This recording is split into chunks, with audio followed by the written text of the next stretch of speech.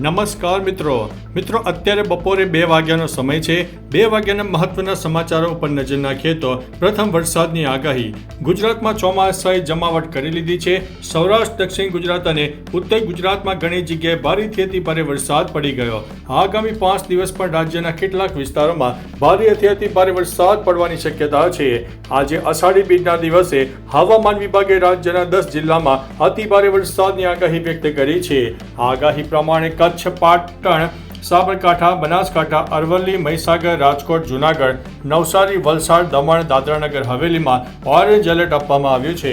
આ ઉપરાંત Mehsana, Gandhinagar, Surendranagar, Jamnagar, Porbandar, Amreli, Bhavnagar, Morbi, Dwarka, Gir Somnath, Botad, Diu, Panchmahal, Dahod, Mahisagar, Vadodara, Chhota Udepur, Narmada, Bharuch, Dang, તાપીમાં yellow alert આપવામાં આવ્યું છે। આ જિલ્લામાં ભારે વરસાદ થવાની પણ શક્યતા છે। મિત્રો, અન્ય મહત્વના સમાચારની વાત કરીએ તો અમદાવાદમાં ભગવાન જગન્નાથજીની રથયાત્રા દરમિયાન ખાડિયાથી આગળના વિસ્તારમાં ગજરાજા બેકાબુ બની ગયા હતા।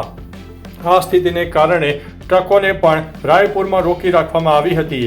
જોકે હાલ સ્થિતિ સંપૂર્ણ નિયંત્રણમાં છે। મિત્રો, અન્ય મહત્વના સમાચારની વાત કરીએ તો જગન્નાથની નગર યાત્રામાં ભક્તિમાં લીન થયા અમદાવાદીઓ યુવાનો અવનવા કરતબો કરતા જોવા મળ્યા હતા। મિત્રો, અન્ય મહત્વના સમાચારની વાત કરીએ તો જૂનાગઢમાં મેઘરાજાની જમાવટ। 24 કલાકમાં ગુજરાતના 215થી વધુ તાલુકામાં વરસાદે ધબધબાટી બોલાવી છે। મિત્રો, અન્ય મહત્વના સમાચારની વાત કરીએ તો અમદાવાદમાં વરસાદના પ્રથમ રાઉન્ડમાં જ 3 વ્યક્તિઓના મોત થયા છે।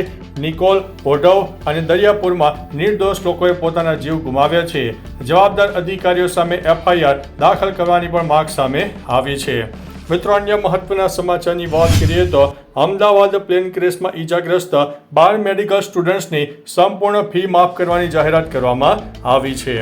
મિત્રો, અન્ય મહત્વના સમાચારની વાત કરીએ તો એક તરફ બાળકોથી ભણતરથી વંચિત રહી ન જાય તે હેતુસર ગુજરાતમાં શાળા પ્રવેશ ઉત્સવનો પ્રારંભ કરાયો છે। બીજી તરફ શાળાઓની એવી દશા છે કે એક શિક્ષક એક કરતાં વધુ ધોરણના વિદ્યાર્થીઓને ભણાવી રહ્યા છે।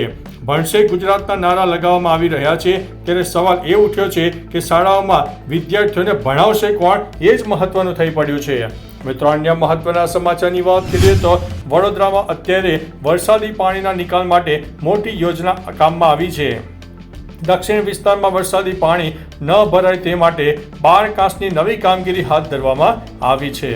મિત્રો, અન્ય મહત્વના સમાચારની વાત કરીએ તો રાજ્યમાં કૃષિ ક્ષેત્રે ઉત્સાહી અને પ્રગતિશીલ ખેડૂતો કે જેઓ પોતાની આગવી કોઠાસૂઝથી ખેતીના વિકાસમાં નવીનતા લાવવામાં તેમજ નવી ટેકનિક રજૂ કરવા માટે કાર્યરત છે। આવા ખેડૂતોને પ્રોત્સાહન આપવા માટે સરદાર પટેલ કૃષિ સંશોધન પુરસ્કાર યોજના અંતર્ગત 1 લાખ રૂપિયા સુધીના રોકડ પુરસ્કાર આપીને સન્માન કરવામાં આવશે।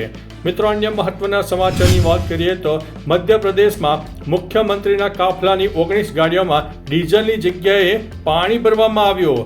હા જી હા દોસ્તો, જે પેટ્રોલ પંપે આ રીતે પાણી ભરવામાં આવ્યું અને તંત્રમાં દોડધામ મચી જવા પામી હતી, અત્યારે તે પેટ્રોલ પંપને સીલ મારી દેવામાં આવ્યો છે। મિત્રો, અન્ય મહત્વના સમાચારની વાત કરીએ તો 148મી રથયાત્રા અમદાવાદમાં ચાલી રહી છે। ગજરાજા બેકાબુ થતા અફરાતફરીનો માહોલ પણ સર્જાયો છે। બીજી તરફ આકાશમાં મંજૂરી વગર ઉડતું ડ્રોનને પણ તોડી પાડવામાં આવ્યું છે। તો ચાલો મિત્રો, ફરીથી દેશ અને દુનિયાના સુપરફાસ્ટ સમાચાર લઈને મળતા રહીશું। ત્યાં સુધી અમને રજા આપશો। નમસ્તે।